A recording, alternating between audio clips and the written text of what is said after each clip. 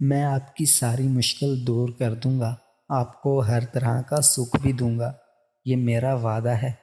اور اگر آپ اب یہ دلدل جس میں مزہ تو ہے لیکن بدنامی اور ڈر ہے اچھا لگنے لگی ہے تو پھر آپ کی مرضی ہے۔ چاچی میرے نزدیک ہو گئی اور میرے سینے پہ اپنا سر رکھ کر، میرے سینے پہ ہاتھ رکھ کر بولی، اگر میرا بیٹا مجھے ہر طرح سکھ دینے اور اپنا سمجھنے کے لیے تیار ہے تو میں بھی اپنے بیٹے کا پورا ساتھ دینے کے لیے تیار ہوں۔ مجھے تمہاری ہر شرط منظور ہے۔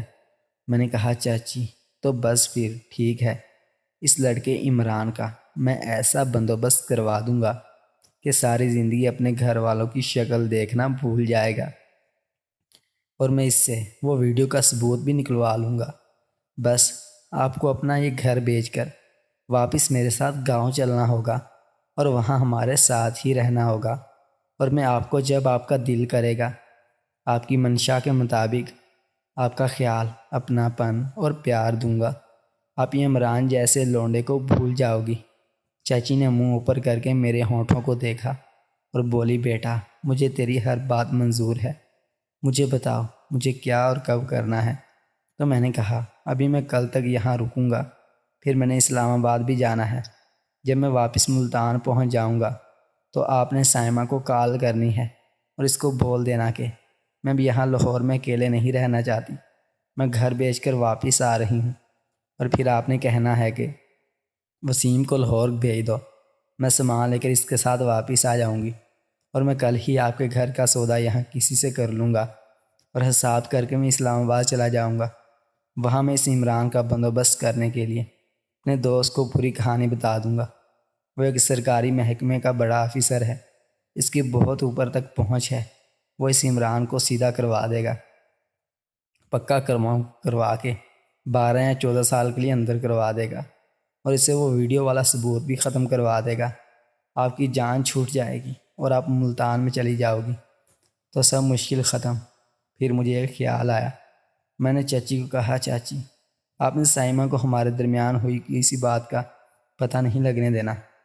میں نہیں چاہتا کہ وہ میرے سامنے اپنی بات کھل جانے کی وجہ سے شرمندہ ہو، کیونکہ میں جانتا ہوں وہ نادان تھی، جوانی کی آگ نے اس کو اتنا بہکا دیا تھا۔ چاچی میری بات سن کر اور زیادہ خوش ہو گئی اور میرے ہونٹوں کو دیکھنے لگی۔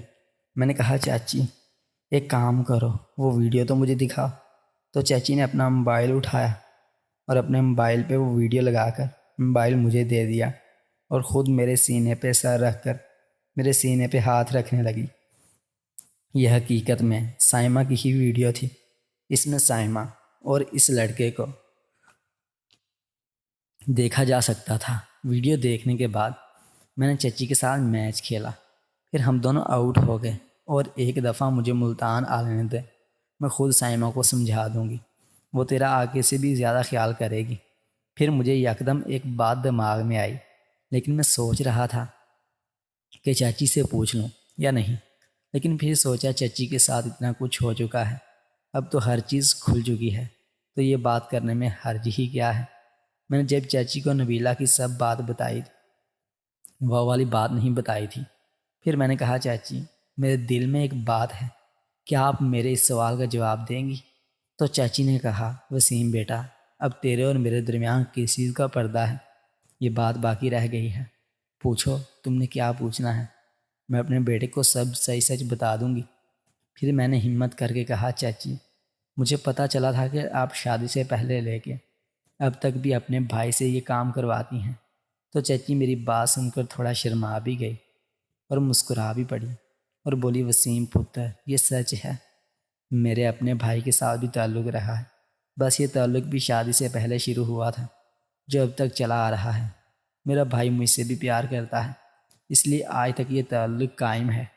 اصل میں میرے بھائی کی شادی مجھ سے پہلے ہوئی تھی، اس کی بیوی پڑھی لکھی اور تھوڑی نخرے والی اور نئے نقش والی بھی تھی، اور میرا بھائی زیادہ پڑھا لکھا نہیں تھا، عام لوگوں کی طرح وہ بھی اپنی شادی کے لیے کافی خوش تھا، جوان تھا، صحت مند تھا، جوانی اس پہ بھی آئی ہوئی تھی، اور تمہیں پتہ ہے جب جوانی تنگ کرتی ہے تو بندہ اپنے پرائے کو بھول جاتا ہے، بس اس کو بھی جوانی نے کافی تنگ کر رکھا تھا، وہ بھی روز اپنی بیوی سے پیار کرنا چاہتا تھا، اور اپنی بیوی کی جوانی سے کھیلنا چاہتا تھا۔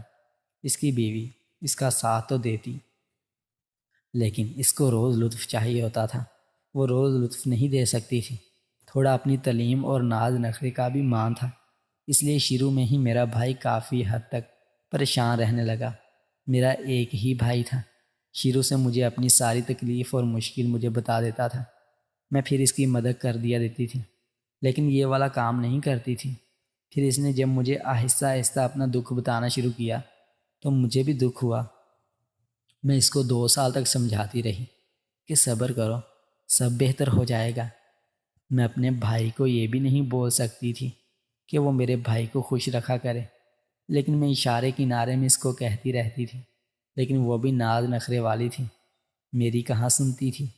پھر 2 سال تک ایسا ہی چلتا رہا۔ میرا بھائی بہت تنگ ہو گیا تھا۔ پھر میں نے اپنی زندگی کا مشکل فیصلہ کیا اور اس کے ساتھ آہستہ آہستہ اپنا پیار دوستی کا تعلق بنا لیا، اور پھر کرتے کرتے وہ اپنی بیوی سے زیادہ میرا عاشق ہو گیا۔ میں اس کو پورا پورا سکھ دیتی تھی، وہ میرا عادی ہو گیا تھا۔ پھر اس کی بیوی کو بھی بعد میں پتہ چل گیا تھا۔ اس نے میرے بھائی کو بعد میں کافی اپنی طرف کرنے کی کوشش کی، لیکن وہ میرا بھائی میرا عادی ہو گیا تھا، اس لیے یہ تعلق گہرا ہوتا گیا جو آج تک قائم ہے۔ اس کی بیوی بھی جانتی ہے۔ میری ایک وجہ یہ بھی لاہور آنے کی تھی کہ میں اپنے بھائی سے تھوڑا دور رہوں گی تو وہ اپنی بیوی کو زیادہ ٹائم دے گا۔ پھر یہ بول کر چاچی خاموش ہو گئی۔ چچی کی باتیں سن کر میرے دماغ میں اچانک ایک بہت بڑا سوال کھڑا ہو گیا۔ اس سے پہلے کہ میں کوئی سوال کرتا، چاچی میرا دماغ پڑھ چکی تھی۔ فوراً بولی، وسیم پتر، یہی سوچ رہا ہے نا کہ میرا بھائی مجھ سے شادی کے بعد بھی کرتا رہا تو کیا یہ بچے اس کے تو نہیں؟ لیکن بیٹا ایسا کچھ بھی نہیں ہے، میں قسم اٹھا کر یقین دلاتی ہوں، میری دونوں بیٹیاں تیرے چچا کی ہیں۔ اگلے دن جب صبح میں سو کر اٹھا، بیڈ پر نظر ماری تو چچی وہاں پر نہیں تھی۔ میں نے موبائل اٹھا کر ٹائم دیکھا تو صبح کے 9 بج رہے تھے۔ میں تو بیٹھا تھا، بیڈ پر اٹھا اور اپنی بنیان اٹھا کر باتھ روم میں گھس گیا، اور تقریباً آدھے گھنٹے بعد نہا دھو کر فریش ہوا اور باتھ روم سے باہر نکل کر چچی کے کمرے میں رکھے ہوئے ڈریسنگ ٹیبل پر ہی کھڑا ہو کر اپنے بالوں میں کنگھی کی، اور پھر اپنی قمیض پہنی اور کمرے سے نکل آیا اور آ کر ٹی وی لاؤنج میں بیٹھ گیا۔ چچی کچن میں کچھ پکا رہی تھی۔ جب ان کی نظر کھڑکی کی طرف پڑی تو مجھے ایک فریش سی مسکان دی اور بولی، میرا بیٹا اٹھ گیا ہے؟ تو میں نے کہا جی چاچی، اور پھر میں نے ٹی وی لگا لیا۔ تقریباً 20 منٹ کے بعد چچی ناشتہ بنا کر وہاں ہی لے آئی،